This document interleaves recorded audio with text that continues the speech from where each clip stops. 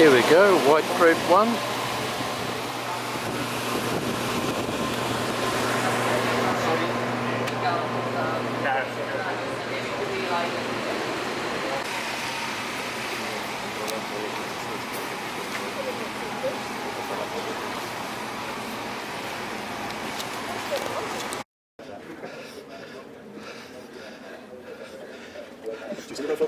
Choose in the road, folks. Just scoot all the way down to the far left of that road.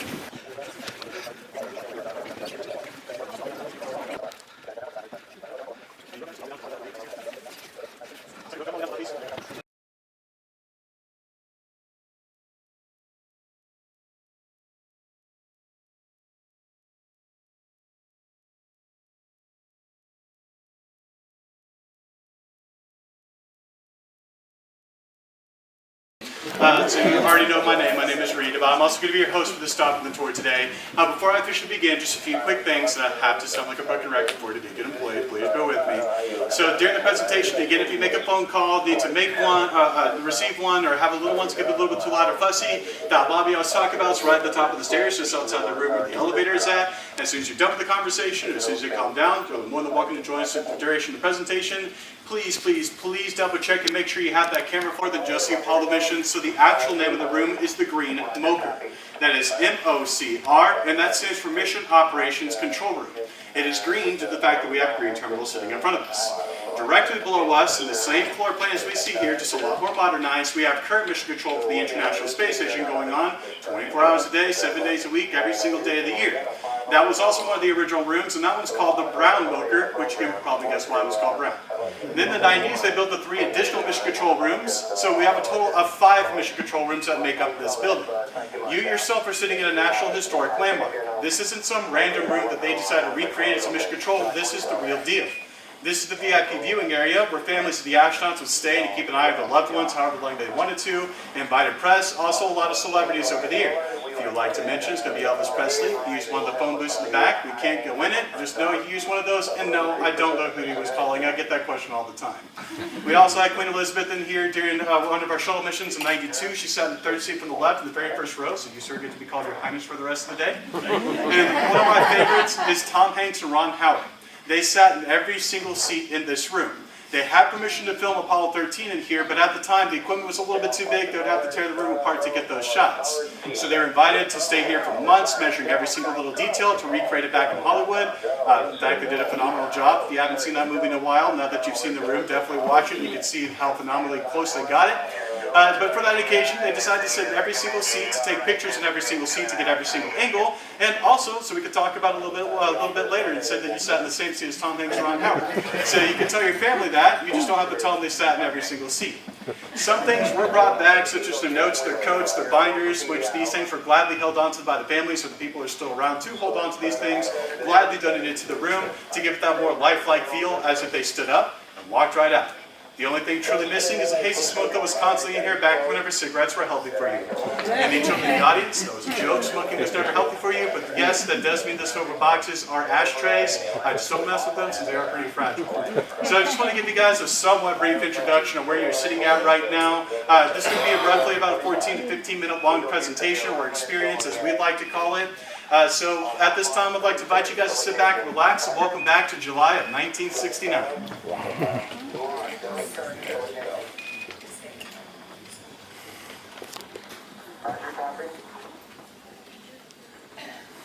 Ladies and gentlemen, my name is Gene Kranz.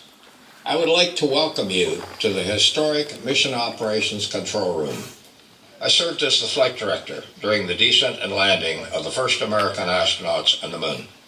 In 2019, this room, from the consoles with related flight documents and artifacts to the carpet, wallpaper, and mission medallions, was restored and preserved to the Apollo era. Even the viewing room seats you are sitting in are original, as are the telephone and communications booths and the simulation control room. The large screens at the front of the room display trajectory data, which we use to control the spacecraft. The clocks above the screens helped us to keep track of mission milestones, including how long the rocket engine fired, and loss of radio signal times as the spacecraft moved behind the moon. And the 2 viewing room televisions to your upper left and right displayed historical network news coverage as it was broadcast. You're about to be transported back to the afternoon of July 20th, 1969, as Apollo 11 astronauts Neil Armstrong and Buzz Aldrin descended to the lunar surface. 4 teams of flight controllers worked around the clock in support of the mission, monitoring every aspect of the spacecraft: life support, fuel levels, altitude, and communications. On that day, my team was responsible for guiding Lunar Module Eagle to a safe landing on the moon. You will hear our voices and the voices of the astronauts as we encountered a series of unexpected computer alarms. This is the Apollo 11 descent, just as we experienced it. Filter is go. Copy, filter go. Altitude 5,200 feet. Okay, all flight controllers, go for landing. Retro. Go. Fido. Go. Guidance. Go. Control. Go. Telcom. Go. GNC. Go. Econ. Go. Surgeon. Go. Capcom, we're go for landing. Eagle, Houston, you're go for landing, over. Copy, filter go. I understand, go for landing, 3,000 feet. Copy. Alarm. Bravo 1. Bravo 1. Roger, Bravo 1. Same time, we're go. Same time, we're go, flight. We're go. Same time, we're go. Flight Fido right on, real good. Roger. 2,000 feet. Into the ag, 47 degrees. Roger. Okay, keep you advised. 47 degrees. How's our margin looking, Bob? It looks okay. We're Okay. about 4.5. Roger. Eagle looking great, you're go. 350. Filters go, 350, copy. Altitude up in there, looks good. Roger. Select final pings ag. Roger. 1,400 feet, still looking very good. You have it. We have another 1202 on. Roger, no flight. Roger, 1202, we copy it. How you doing, Control? We look good here, fine. All right, how about you, Telcom? Go. Guidance, you happy? Go. Fido. Go. We have another 1202 on. 21 down, 33 degrees. 100 feet down at 19. 540 feet down at 30, at 15. Okay, I hold. I think we better be quiet. Roger. Okay, the only call-outs from now on will be fuel. 350 feet down at 4. 30, just half down.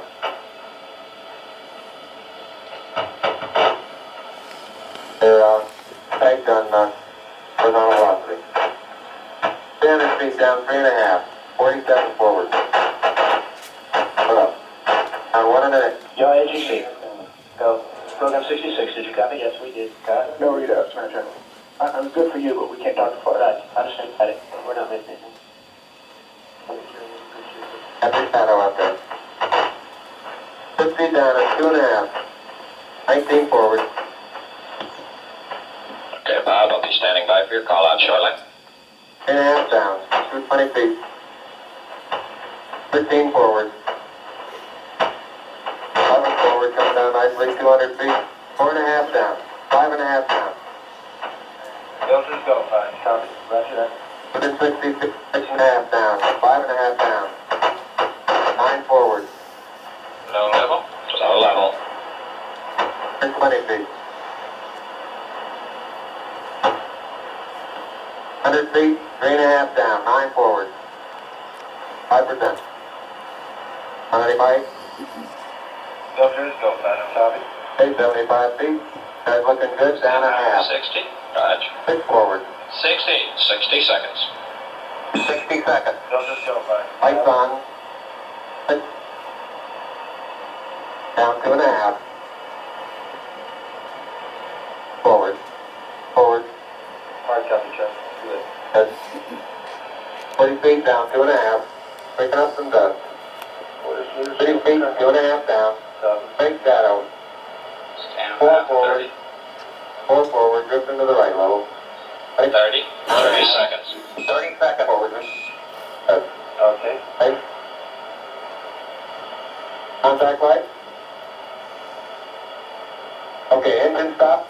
ATA at a descent. Touchdown. Launch control both auto, destination command override off. How's that? Engine arm off. Fantastic. 413 is in. Do it every day.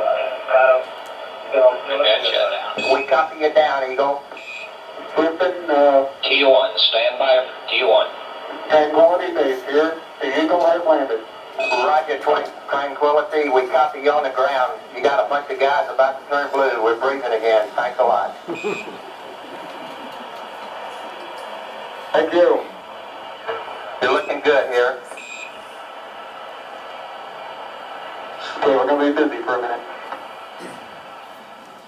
Approximately 6 hours after Eagle landed safely on the moon, the flight controllers prepared to receive the first television transmission from Tranquility Base. Along with millions around the world, we watched in suspense as a man from Earth prepared to take the first step on another celestial body. And we're getting a picture on the TV. It's a good good picture, huh? There's a great deal of contrast in it, and currently it's upside down on our monitor, but we can make out a fair amount of detail. Network Telcom calculating first picture. Stand by, we're working on it. Can you confirm that your reverse switch is in the proper position? Okay, we're going to verify upside down. Stand by. Everything I ought to have on the camera. We are in reverse. Stand by. All right, thank you. The oxygen temperatures are coming down, look good. Roger.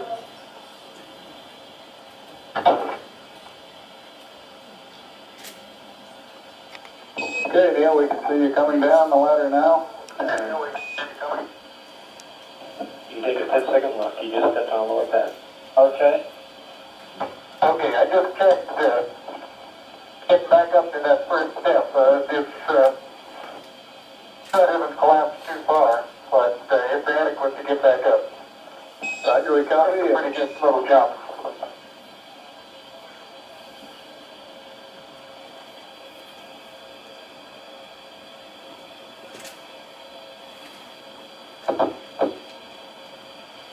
Buzz, this is Houston, F2, 1/160th second for shadow photography on the sequence camera.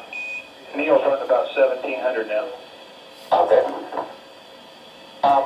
At the foot of the ladder, the LEM footbeds are only depressed in the surface about 1 or 2 inches. Although the surface appears to be very, very fine grained as you get close to it. It's almost like a powder. Down there, it's very fine. FOC TV network. Go ahead, Can network. you switch to another station or something? Raj, we're looking at honeysuckle now. It's a little bit cleaner. Okay. I'm going to step off the lamp now. Get a time here. 28:18. That's one small step for man, one giant leap for mankind.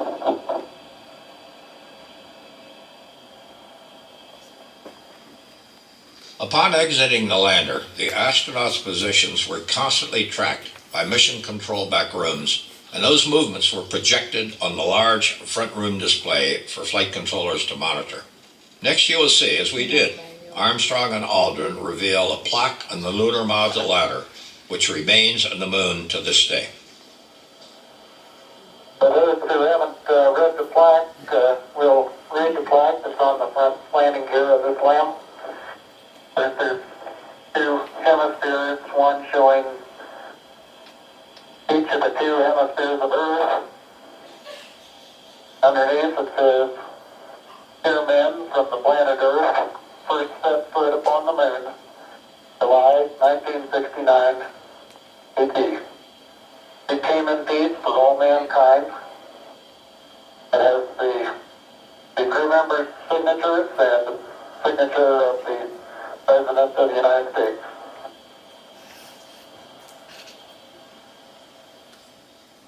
After erecting the American flag on the moon and spending time adapting to the 1/6 gravity, Armstrong and Aldrin received an unexpected communication. Something rather important is coming up here. Neil and Buzz, the President of the United States is in his office now and would like to say a few words to you. Over.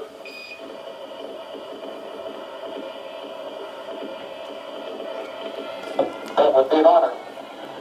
Go ahead, Mr. President. This is Houston out.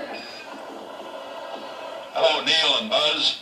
I'm talking to you by telephone from the Oval Room at the White House. And this certainly has to be the most historic telephone call ever made from the White House. I just can't tell you how proud we all are of what you have done. For every American, this has to be the proudest day of our lives. And for people all over the world, I am sure that they too join with Americans in recognizing what an immense feat this is. Because of what you have done, the heavens have become a part of man's world. And as you talk to us from the Sea of Tranquility, it inspires us to redouble our efforts to bring peace and tranquility to earth. For one priceless moment in the whole history of man, all the people on this earth are truly one. One in their pride in what you have done, and one in our prayers that you will return safely to earth.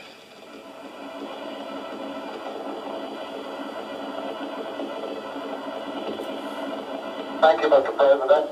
It's a great honor and privilege for us to be here representing not only the United States, but men of peace of all nations, and with interest and a curiosity and with a vision for the future.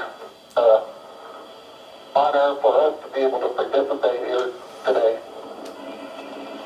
And thank you very much, and I look forward, all of us look forward to seeing you on the Hornet on Thursday. Look forward to that very much, sir. After 21.5 hours on the lunar surface, Armstrong and Aldrin rendezvoused with Command Module pilot Michael Collins in lunar orbit, returning to Earth and splashing down safely in the Pacific Ocean 3 days later. Working under the command of Mission Control, a fleet of naval helicopters from the USS Hornet were sent to retrieve the Apollo 11 crew.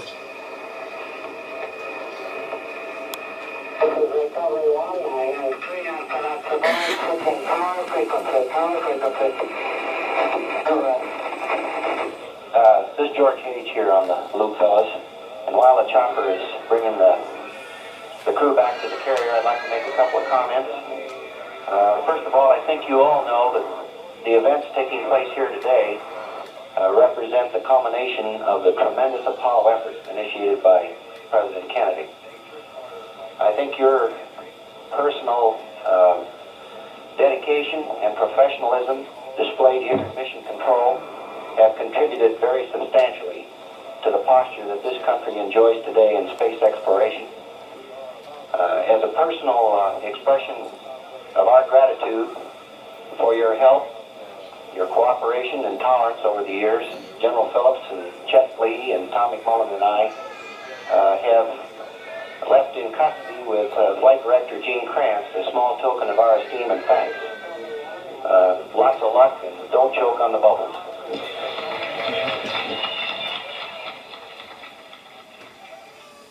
After 18 days in quarantine here in Houston, the Apollo 11 crew toured the country and the world as America's heroes.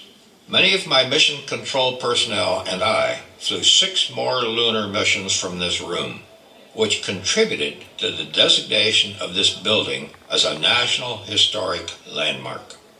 We thank you for visiting today. All right, folks, I do hope you enjoyed that experience.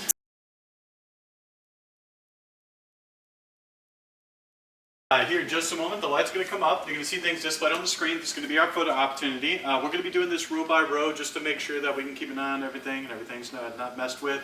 And so that everybody can come into the first row and go through that row to get their photos as well.